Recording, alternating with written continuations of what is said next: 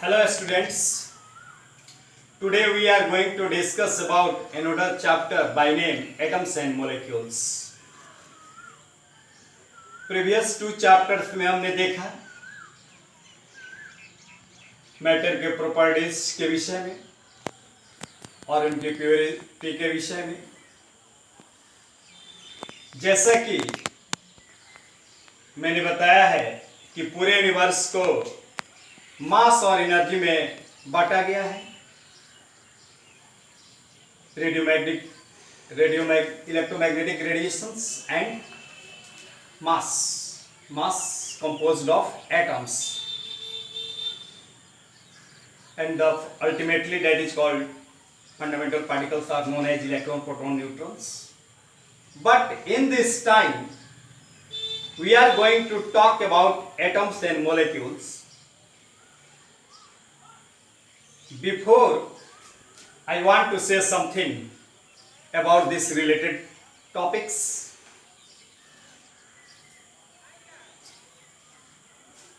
Indian philosophers likely to be Maharshi Kanad and Pakuda Katyayam ने कुछ substance के विषय पर, मैटर के विषय में कुछ अपना मत दिया और उन्हें कहा कि मैटर को एक सीमा तक विभाजित करते जाएं तो एक ऐसी स्थिति आती है कि अब उसके बाद उसे विभाजित करना संभव नहीं है, और उसको उन्होंने उस समय तक के ज्ञान के आधार पर परमाणु नाम दिया।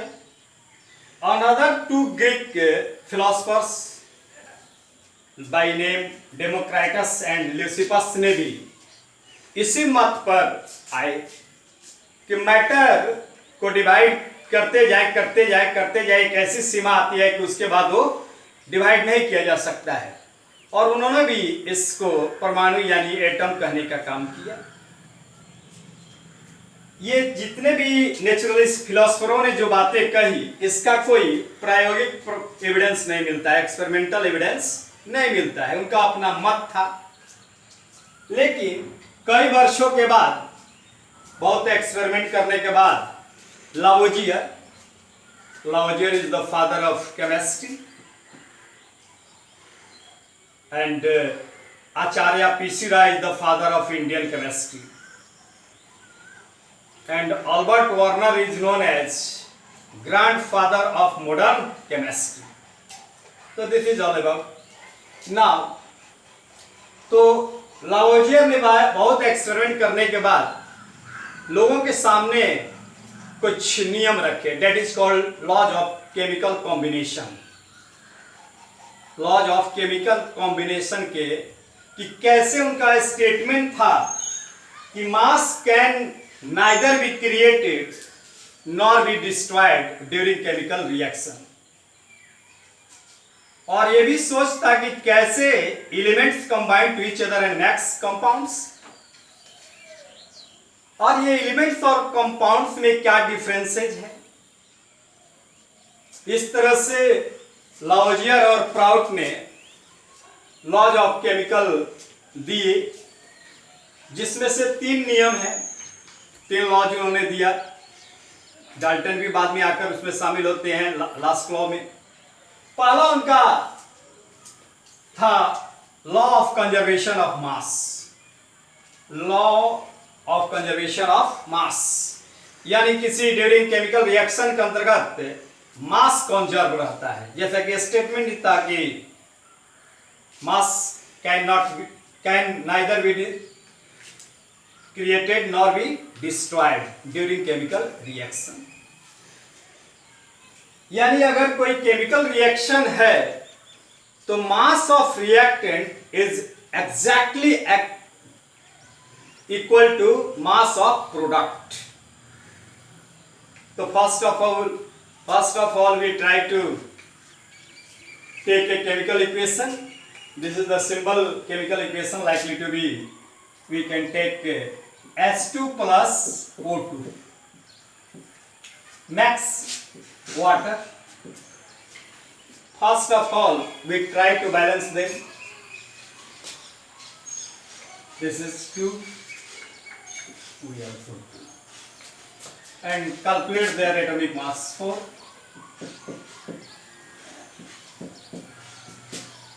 18, 36 gram. 32 plus 4 is equal to 36 gram. So mass of product is 36 gram is equal to mass of product 36 gram. यानी mass of reactant is equal to mass of product by this chemical equation. Another type of equation we can take it, that is C, carbon react with oxygen X, carbon dioxide CO2. Here atomic mass of carbon is 12 and that is called 32 gram. दोनों को plus कर दे, that is called 44 gram. Let us, this is also 44 gram. Okay. So mass of reactant is 44 gram and also mass of product is 44 gram. According to law of chemical combination, which is given by Lavoisier, this chemical combination, this chemical equations obey the rule of chemical conservation of mass, law of conservation of mass in this. Now another example we can take it. Okay, हम लोग एक another example ले सकते हैं और which is mostly occurs in plant world, like by name photosynthesis. CO2 plus H2O in the presence of sunlight and chlorophyll. C6H12O6 plus 6O2 plus 6H2O. First of all, we try to balance the chemical equation. 6 and 12. What are the mass of reactant in this equation? And what is the mass of product in this chemical equation? Please try to calculate. Is the chemical reaction obey the laws of chemical conservation of mass, which is given by Lavoisier? So we can calculate 6 12 is plus 12 into 18. First 12 into 44 plus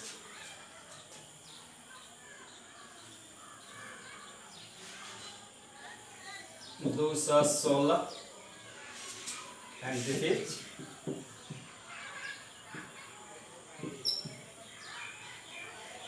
okay. 6 4 10 400 इतना ग्राम. This is the total mass of reactant, 480 gram. Next we can 12 into 6, 72 plus 12 plus 100, 96, 6 into 32 plus 6 into 18. We can calculate them. 6 plus 2, 8, 8 to 10, 10, 11, 180 plus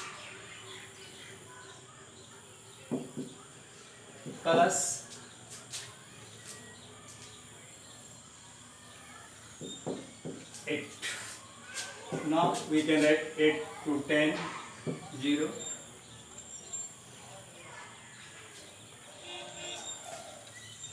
So 0, 8, 4, 8 to 10, 0, 9, 10, pause करो 80 gram. So in this equation we find mass of reactant is 480 gram and mass of product is also 480 gram. And hence this chemical reaction also follow the law of chemical conservation of mass. Now the second law of chemical combination, that is called laws of constant proportion. Constant proportion, एक निश्चित अनुपात में reaction होता है। Reactant का, दो reactant एक certain ratio में react to each other. This is the second rule of chemical laws of combination. Let us, we can also S2 plus O2, that is H2O. और जैसा कि हम लोगों ने पहले कैलकुलेट किया था, first of all try to balance them, तो 2 and this is 2, so this is 4 gram plus 32 gram or 2 into 18, 36 gram, or this is also 32 plus 4 is equal to 36 gram. Another method, this is the only one reactant and this is another reactant, their ratio 4/32, 1/8 is equal to 1/8. It means hydrogen combined with oxygen with the ratio of 1:8. This is the all about your laws of constant proportion, which is given by Proust under laws of chemical combinations. इसके बाद ये सारे जो बात थे लाउजियर के experiment और Proust के एक्सपेरिमेंट पर आधारित थे, लेकिन इनका और भी आगे चलकर इसके विषय में हम लोग पढ़ते हैं क्लास 10 में टाइप्स ऑफ केमिकल रिएक्शन में। तो जैसा हम लोगों ने देखा, इसी पर आधारित आगे चलकर डाल्टन ने एक थ्योरी पेश की जिसका नाम है डाल्टन्स एटॉमिक थ्योरी, और उनका जो थ्योरी था लॉ ऑफ कांस्टेंट प्रोपोर्शन पर और law of conservation of mass पर ही आधारित था। उस लॉ में those types of theory which is given by John Dalton was based on law of conservation of mass, और उनकी प्रायोरिटी उसमें एटम को भी फाइनल पार्टिकल्स माना गया है। ये बात अलग है कि आजकल वो बात अलग है, atoms further divided into electron, proton, neutrons, हम लोग इसकी चर्चा आने वाले क्लासेज में करेंगे। लेकिन ये उस समय की जब बात है, जब तक इलेक्ट्रॉन, प्रोटॉन, न्यूट्रॉन्स की डिस्कवरी नहीं हुई थी, ये फर्दर इनिशियल है। अब इसके बाद जो थ्योरी में एटम्स को मानकर दिया गया है कि every matter is composed of atoms, group of atoms, और अलग अलग तत्वों में एटम्स का अलग अलग प्रॉपर्टी होंगे और अलग अलग तत्वों में अलग अलग तरह के एटम्स का ग्रुप ऑफ कलेक्शन से कंपोज्ड होता है, ये कहना है उनका। और that is called next our point, that is called atom. Atom is the smallest particle of an element which does not exist in free nature but takes part in chemical reaction. ये free state में नहीं पाया जाता है, लेकिन ये chemical reaction में भाग लेता है। और ये तीन तरह के होते हैं, इलेक्ट्रोपॉजिटिव एटम्स, इलेक्ट्रोनेगेटिव एटम्स और मेटालॉइड एटम्स। तो in next class we will talk about in details. Okay, thanks. Okay,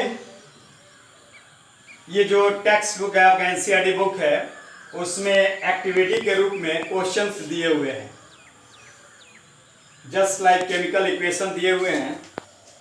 I try to write them. Okay, ये एक्टिविटी में दिया हुआ है, 3 केमिकल इक्वेशंस हैं।